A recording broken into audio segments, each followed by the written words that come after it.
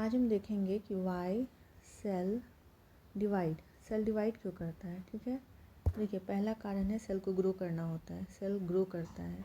ठीक है, जैसे कि हम सेक्सुअली रिप्रोडक्टिव ऑर्गेनिज्म है, हमारा पहला सेल जो होता है वो होता है जाइगोट, जो कि यूनिसेल्युलर है। अब इसको पूरा कंप्लीट ऑर्गेनिज्म में डेवलप होना है, तो यानी मल्टी सेल्युलर होना है, तो ये ग्रो करेगा तभी होगा। तो ग्रो करने के लिए सेल हैव टू डिवाइड। ठीक है, दूसरा कारण है कि कोई भी सेल जो है एक टाइम के बाद ओल्ड होगा, मैच्योर होगा। ठीक है, अपना फंक्शन अच्छे से नहीं कर पाएगा, डैमेज हो सकता है, तो वो अपना फंक्शन अच्छे से नहीं कर पाएगा। तो उसके पास ऑप्शन है क्या, वो खुद को रिपेयर करने के लिए वो डिवाइड कर लेगा, रिपेयर करके खुद को डिवाइड कर सकता है, तो फिर एक न्यू हेल्दी सेल में डेवलप कर सकता है, तो इसलिए भी सेल डिवाइड करेगा।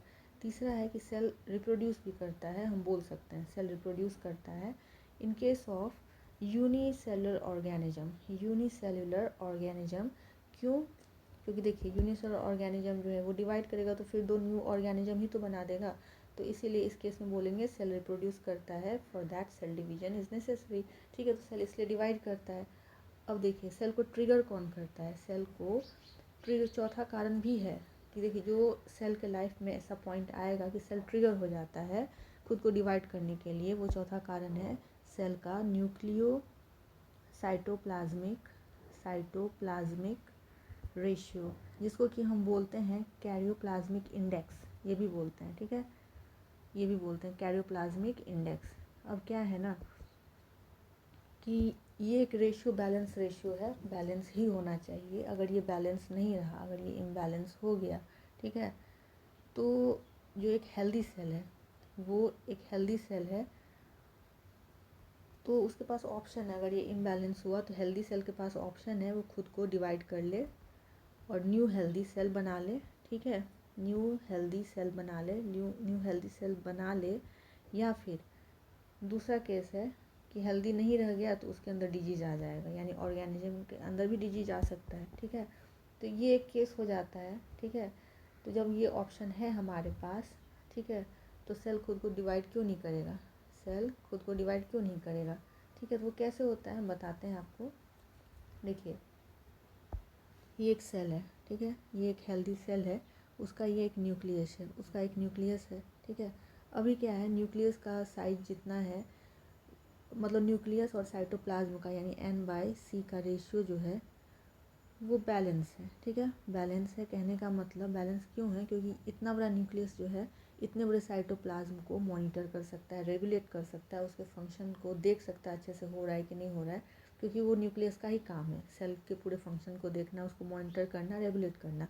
अब क्या होता है सेल के लाइफ में जब तक वो डिवाइड करता है, ठीक है, कुछ फेजेस आते हैं, कुछ फंक्शंस होते हैं, कुछ इवेंट्स होते हैं। उसमें क्या होता है, सेल जो है सेल का साइज़ इंक्रीज कर जाता है, सेल का साइज इंक्रीज कर गया, तो सेल का साइज जब इंक्रीज करता है, न्यूक्लियस का नहीं करता है, मतलब सेल का साइटोप्लाज्म का साइज़ इंक्रीज करता है, पर न्यूक्लियस का साइज लगभग वही रहता है, करता है बहुत स्लोली ग्रो कर मतलब बढ़ता है, तो लगभग कांस्टेंट ही रहता है। अब क्या है, न्यूक्लियस के ऊपर ज़्यादा प्रेशर है, साइटोप्लाज्म का डिमांड ज़्यादा है कि हमको भी इतने बड़े एरिया को कंट्रोल करो। ठीक है, सेल का वॉल्यूम तो बढ़ गया साइटोप्लाज्म का, ठीक है, और न्यूक्लियस का उतना ही रहा, तो न्यूक्लियस जो अनेबल हो रहा है पूरा कंट्रोल करने में।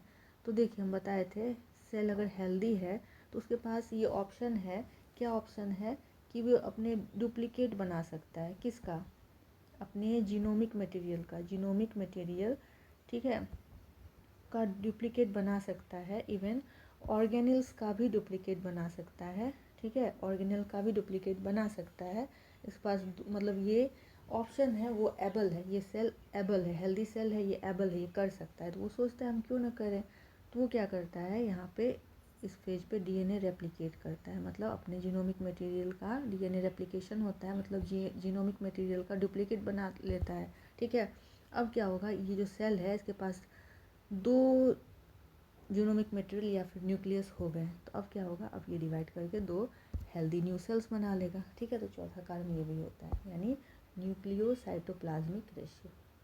ठीक है, ये